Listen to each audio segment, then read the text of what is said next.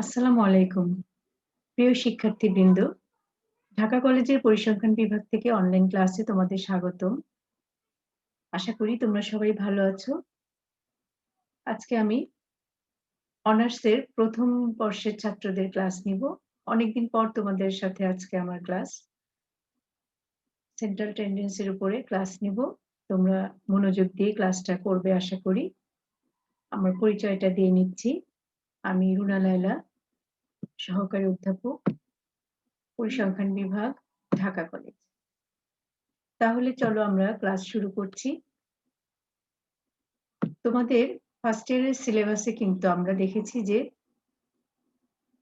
টপিকটা হচ্ছে introduction to statistics. তোমাদের কোর্স কোড হচ্ছে স্ট্যাট-এইচ 101।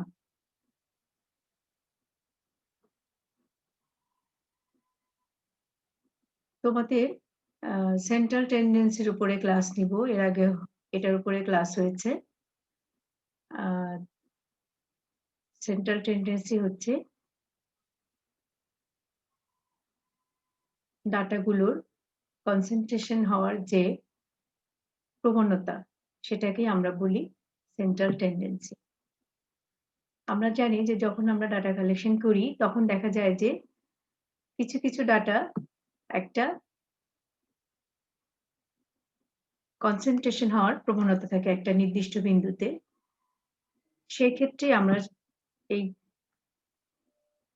একসাথে হওয়ার প্রবণতাকে আমরা বলি সেন্ট্রাল টেন্ডেন্সি, এবং এটার একটা দেখি যে আমরা when usually two or more different data sets are to be compared, it is necessary to condense the data, but for comparison the condensation of data set into a frequency distribution and visual presentation are not enough. It is then necessary to summarize the data set in a single value. Such a value usually somewhere in the center and represent the entire data set, and hence it is called measures of central tendency or average. Since a measure of central tendency indicates the location or the general position of the distribution on x-axis, therefore it is also known as a measure of location or position. তো আমরা দেখি যে বিভিন্ন রকমের central tendency, different types of central tendency, যেগুলো হচ্ছে arithmetic mean, geometric mean, harmonic mean, mode, median. এই 5 প্রকার সেন্ট্রাল টেন্ডেন্সি নিয়ে আমরা আজকে একটু আলোচনা করব। এগুলোর ডেফিনেশন, ফর্মুলা এবং সাথে নিউমেরিক্যাল এক্সাম্পল।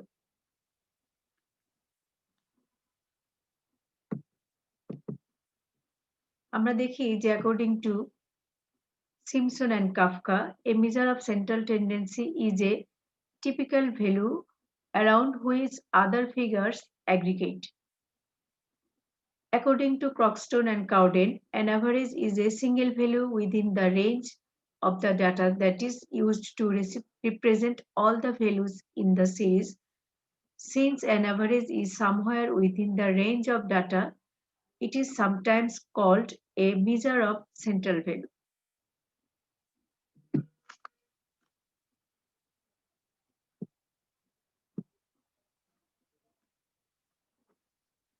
এখন আমরা 5 প্রকার সেন্ট্রাল টেন্ডেন্সির ডেফিনেশন, ফর্মুলা এবং নিউমেরিক্যাল এক্সাম্পল দেখব। এখানে আমরা একটু প্রথম স্লাইডটা একটু দেখে নিচ্ছি যে অ্যারিথমেটিক মিন কি। তোমরা এটা অনেক আগে থেকেই জেনে আসছো যে মিন হচ্ছে অবজারভেশন গুলোর যোগফলকে টোটাল অবজারভেশন দ্বারা ভাগ করে যে ভ্যালুটা পাওয়া যাবে সেটাকে আমরা বলি মিন। A value obtained by dividing the sum of all the observations by the number of observation is called arithmetic mean. আমরা ডাটাগুলো আমরা এর আগে দেখেছি যে আনগ্রুপ ডাটা এবং গ্রুপ ডাটা তোমরা শিখেছো। তো এই জন্য এই ক্ষেত্রে আনগ্রুপ ডাটার ক্ষেত্রে ফর্মুলা যেখানে ফ্রিকোয়েন্সি থাকবে না, আর গ্রুপ ডাটার ক্ষেত্রে ফ্রিকোয়েন্সি থাকে। এখানে আমরা একটা টেবিল দেখতে পাচ্ছি যেটা হচ্ছে যে অ্যারিথমেটিক মিনের মেজার করার কয়েকটা পদ্ধতি এখানে দেখো, আনগ্রুপ ডাটা আবার গ্রুপ ডাটা। ডিরেক্ট মেথডে যেটা করা হয় x bar is equal to sum of xi by n, যেখানে x হচ্ছে xi হচ্ছে x1 x2 up to xn number of observation, a set of observation। তাহলে sum of xi হচ্ছে অবজারভেশন গুলোর যোগফল ডিভাইডেড বাই n হচ্ছে number of observation. তাহলে ungroup data হচ্ছে sum of xi by n, আর গ্রুপ ডাটার ক্ষেত্রে x বার হচ্ছে sum of fx by n। Here n হচ্ছে sum of f বা টোটাল ফ্রিকোয়েন্সি। শর্টকাট মেথডে আবার x bar is equal to a plus sum of d by n, x bar is equal to a plus sum of f d by n। Here n হচ্ছে sum of f। Again step derivation method একটা আছে যেখানে আমরা বলি যে x bar is equal to a is equal to sum of u by n into h, x bar is equal to a plus sum of fu divided by n into h। এখানে u হচ্ছে x minus a by n, এটাকে আমরা বলছি step derivation method.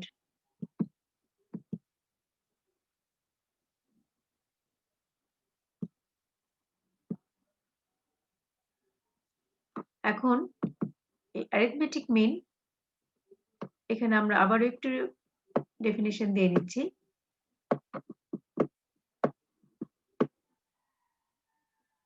Direct মেথডে যেটা বলা হচ্ছে, in individual series of observations x1 x2 up to xn, the arithmetic mean is obtained by the following formula: m is equal to x1 plus x2 up to xn divided by n।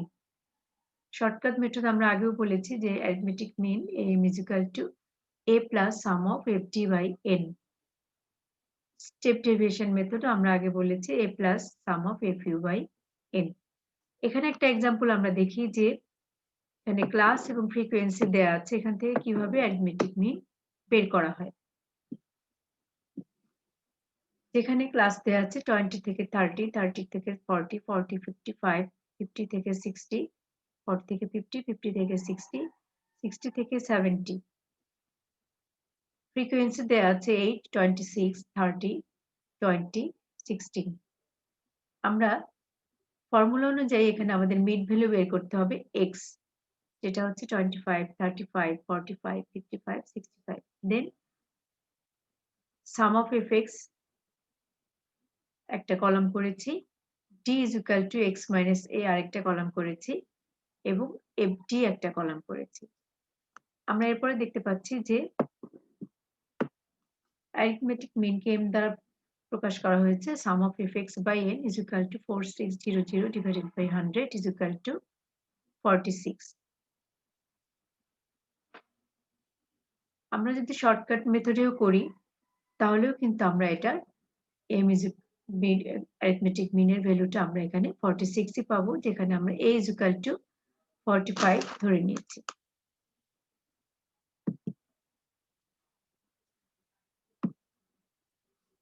এরপরে আমরা দেখছি median. Median is defined as the measure of the central term when the given term are arranged in the ascending or descending order of magnitude. In other words, the median is value of the variate for which total of frequencies above this value is equal to total of the frequencies below this value. That is median আমরা কাকে বলছি, যে আমরা যখন total observation গুলোকে ascending বা descending অর্ডারে সাজানোর পরে যে ভ্যালুটা টোটাল অবজারভেশনকে সমান দুই ভাগে ভাগ করবে তাকে আমরা বলবো, যে মানটা সেটাকে আমরা বলবো median. Due to corner, the median is the value of the variable which divides the group into two equal parts, one part comprising all values greater and the other all values less than the median. এখানে একটা example দেয়া আছে যে 15, 20, 23, 32, 34, 39, 14 এখানে odd number এবং even number হলে মিডিয়ানের formula কিন্তু different হতে পারে। এখানে আমরা দেখতে পাচ্ছি 15, 20 তে সেই ভ্যালুগুলো আছে। এখানে আছে 1, 2, 3, 4, 5, 6, 7, 7টা ভ্যালু। তো এখানে আমরা 32 কে আমরা মিডিয়ান বলতে পারি। ঠিক আছে? এখানে মিডিয়ান যেভাবে আমরা দেখি দেখো এখানে 2টা কেস আছে। একটা হচ্ছে n is odd তখন আমরা মিডিয়ানের ফর্মুলাকে পাচ্ছি n+1/2 term keeps the median. আবার n যখন ইভেন নাম্বার হবে তখন মিডিয়ান হবে n/2 and n+1/2 the mean of those two value gives the median. অর্থাৎ n/2 ভ্যালু এবং n+1/2 ভ্যালুর মিন ভ্যালুটা হবে মিডিয়ান। মিডিয়ান ইজ কন্টিনিউয়াস সিরিজের ক্ষেত্রে কিন্তু আরেকটা গ্রুপ ডাটার ক্ষেত্রে কিন্তু ফর্মুলাটা একটু ডিফারেন্ট যেটা হচ্ছে md is equal to l plus n/2 minus cf divided by f into I. md হচ্ছে মিডিয়ান, l হচ্ছে lower limit of median class, cf হচ্ছে total of all frequencies before median class, f হচ্ছে frequency of median class, I হচ্ছে class with of median class, that is class interval of median class. এখানে আমরা একটা example দেখে নিচ্ছি।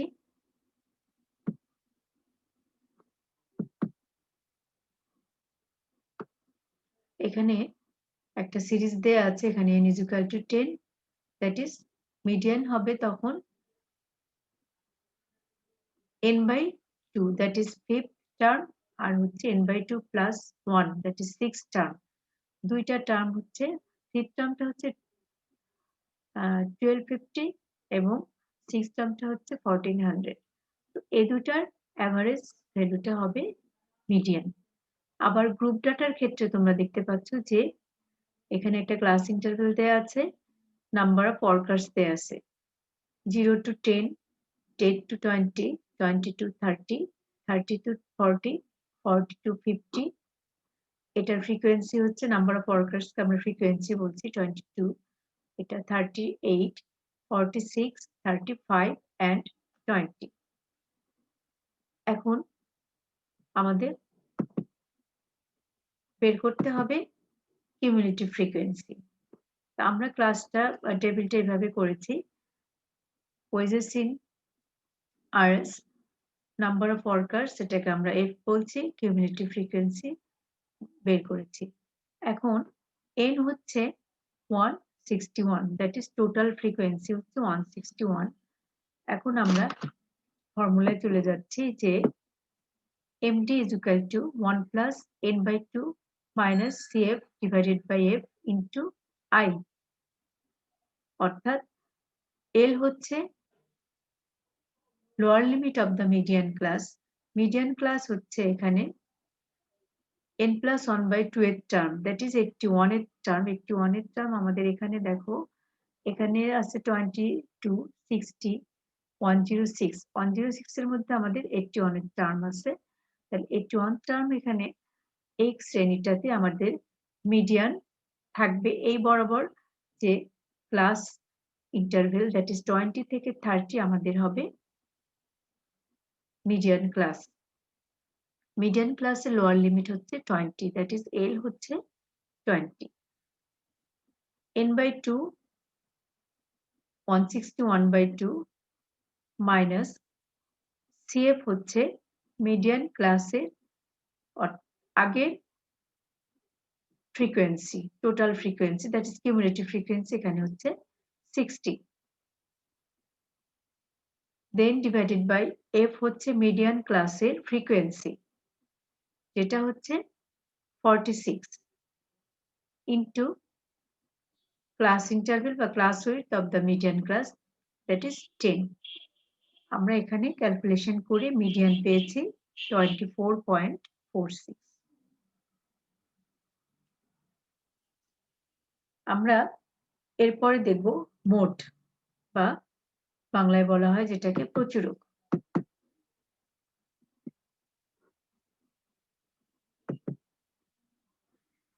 মোট বলতে আমরা বুঝি কোনো একটা সিরিজে যে মানটা রিপিট হচ্ছে, বেশি থাকবে, বেশিবার কাউন্ট করা হবে সেটাকে আমরা বলবো মোট।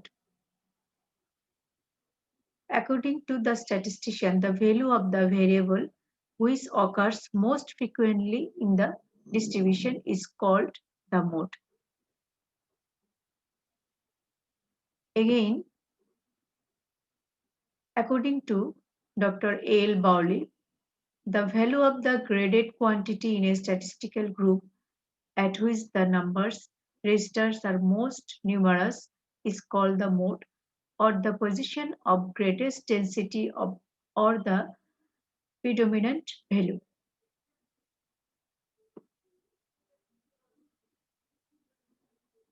Mode is formed from the French word la mode, which means in fashion. একটা definition এখানে দেওয়া হয়েছে।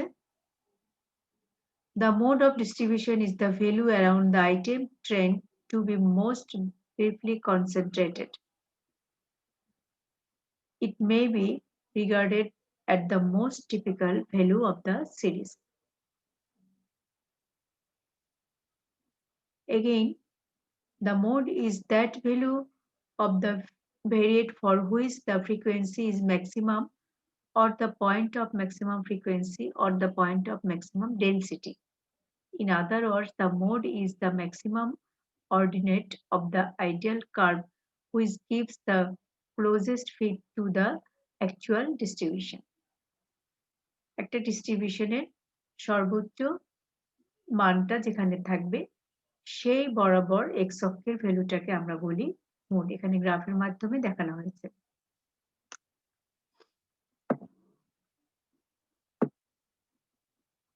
একটা এক্সাম্পল এখানে দেওয়া হয়েছে, দেখো তোমরা যে size of shoe 1 2 3 4 5 6 7 8 9, frequency 1 1 1 1 2 3 2 1 1।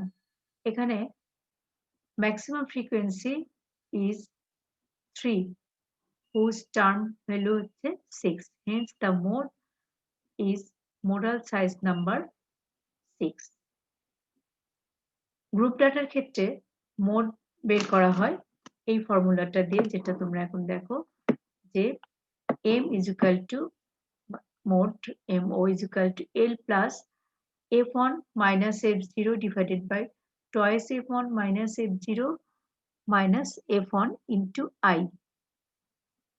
L হচ্ছে lower limit of modal class, f1 frequency of modal class, f0 frequency of class just preceding to the modal class, f1 frequency of the class just following of the modal class. I is class interval. তোমরা previous example যেটা median বের করেছো ওই data দিয়েই তোমরা mode বের করতে পারো। এটা তোমাদের হোমওয়ার্ক থাকলো, প্র্যাকটিস করবে কিভাবে এই ফর্মুলা দিয়ে সেই এক্সাম্পল থেকে মোড ক্যালকুলেট করা যায়।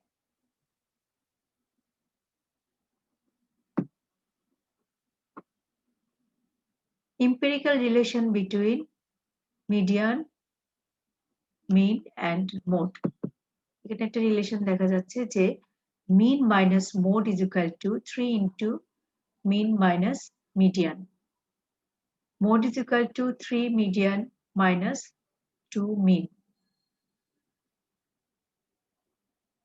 Asymmetrical কার্ভের ক্ষেত্রে আমরা স্কিউনেস কার্টোসিসে তোমরা দেখেছো যে নরমাল কার্ভ যদি হয় সেটা সেই ক্ষেত্রে কিন্তু mean median mode equal, but যদি অ্যাসিমেট্রিক্যাল হয় দ্যাট ইজ স্কিউনেস থাকে কোনো কার্ভের ভিতরে উপস্থিত থাকে সেই ক্ষেত্রে কিন্তু দেখো এখানে একটা পজিটিভলি স্কিউড আর নেগেটিভলি স্কিউড দুই ধরনের স্কিউনেস আমরা দেখেছি। পজিটিভলি স্কিউড ডিস্ট্রিবিউশনের ক্ষেত্রে মিন, মিডিয়ান অ্যান্ড মোড তাদের রিলেশনটা দেখতে পাচ্ছ যে mean is greater than median is greater than mode. আর নেগেটিভলি স্কিউড এর ক্ষেত্রে কিন্তু রিলেশনটা উল্টা, mean less than median is less than mode.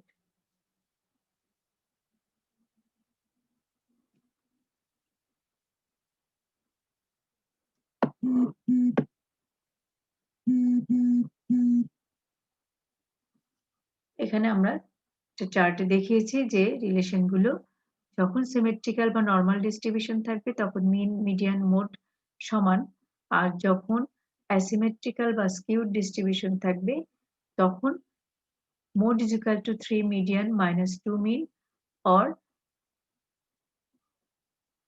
mode is greater than median is greater than mean is greater than median is greater than mode, or mean is less than median is less than mode।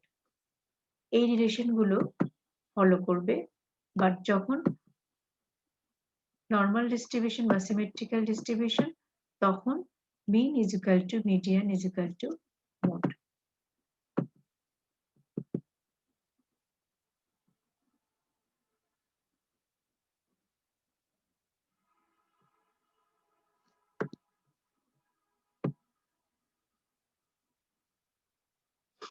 আমাদের এখন দেখতে হবে geometric mean এবং harmonic মিন। এখানে আরেকটা example দেয়া আছে, তোমরা এখানে compute the mode of the following distribution, that is class 0, 7, 7 to 14, 40 to 21, 21 to 28, 28 to 35, 35 to 42, 42 to 49। Frequency দেয়া আছে 19, 25, 36, 72, 51, 43, 28। এখানে মোডাল ক্লাস হচ্ছে 21 থেকে 28, কারণ এখানে ফ্রিকোয়েন্সি সবচেয়ে বেশি 72। তাহলে এফ এর আগের ফ্রিকোয়েন্সি হচ্ছে 36, পরের ফ্রিকোয়েন্সিটা হচ্ছে 51। তাহলে তোমরা এই এক্সাম্পল থেকে বা এই প্রবলেমটা থেকে মিন, মিডিয়ান, মোড ক্যালকুলেট করতে পারবে। তোমরা এটা চেষ্টা করবে যে এখান থেকে মিন, মিডিয়ান, মোড ক্যালকুলেট করে তাদের মধ্যে একটা রিলেশন থাকবে সেটাও তোমরা বের করবে। এখন আমরা দেখব জিওমেট্রিক মিন।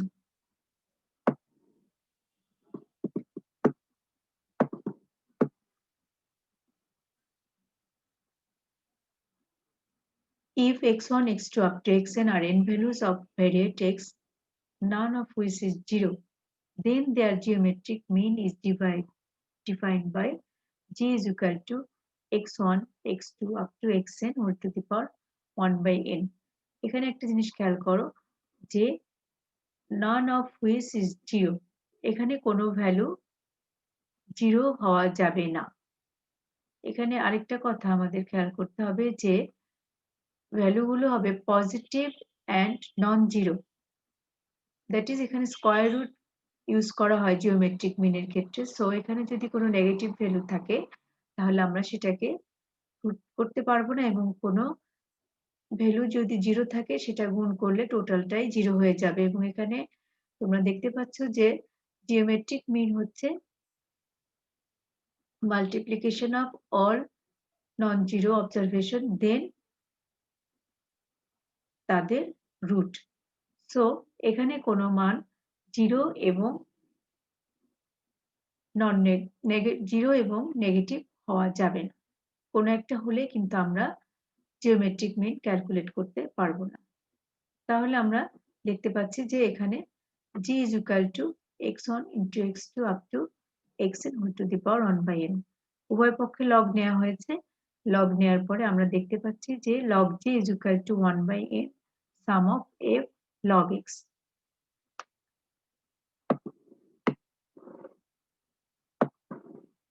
তাহলে g is equal to ultimately কি হবে antilog 1/n sum of f log x।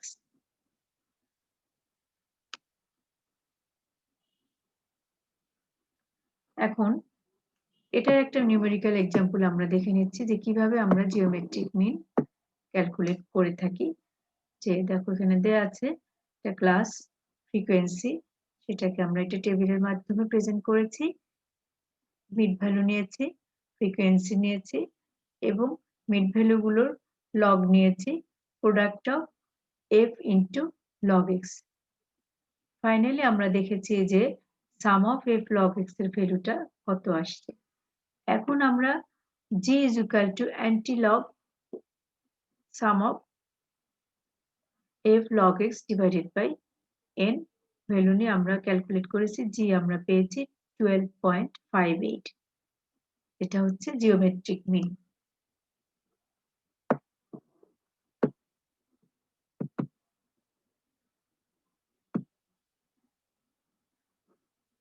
এরপরে আসছে হারমোনিক মিন।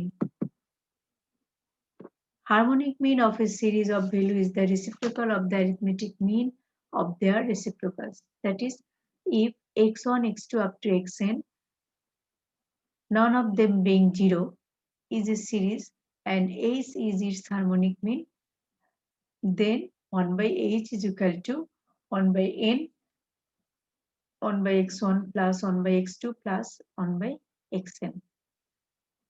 আনগ্রুপ ডাটার ক্ষেত্রে এই ফর্মুলা, আর যদি গ্রুপ ডাটা থাকে তাহলে আমরা লিখতে পারি sum of f divided by sum of f into 1 by x।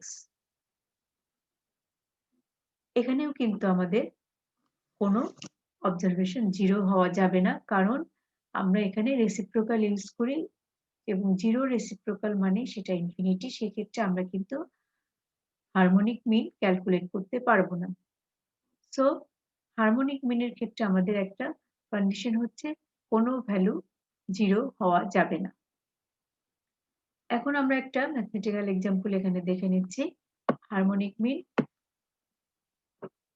Marks দেয়া আছে, নাম্বার অফ স্টুডেন্ট দেয়া আছে, x f। ক্লাস ইন্টারভ্যাল থাকলে আমরা মিড ভ্যালুকে x বলি। তো এখানে আমরা 1 বাই x বের করেছি, f into 1 by x, that is আমরা সরাসরি f বাই x ও এখানে বের করতে পারি। এখান থেকে আমরা sum of f by x বের করেছি 19614। তাহলে harmonic mean is given by sum of f divided by sum of f by x, that is আমরা ফাইনালি পেয়েছি 12.746।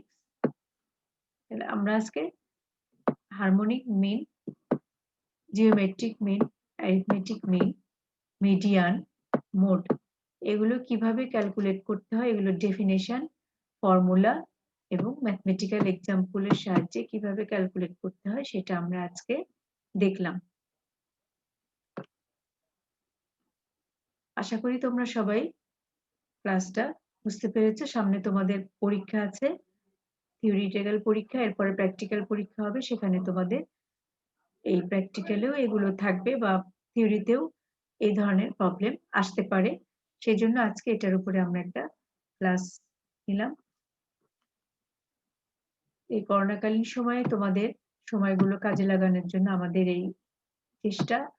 তোমরা আমাদেরকে সহযোগিতা করবে এবং এই ক্লাসগুলো কন্টিনিউ করতে থাকবে, প্র্যাকটিস করতে থাকবে, কারণ পরীক্ষা চলে আসছে তোমাদের। এখন আর বসে থাকার সময় নেই। এই ক্লাসগুলো ফলো করে তোমরা নিজেদেরকে তৈরি করে ফেলবে এবং আশা করি তোমাদের প্রিপারেশন হবে পরীক্ষায় অংশগ্রহণের জন্য। তাহলে আজকে এ পর্যন্তই। তোমরা সবাই ভালো থেকো, সুস্থ থেকো। ধন্যবাদ সবাই।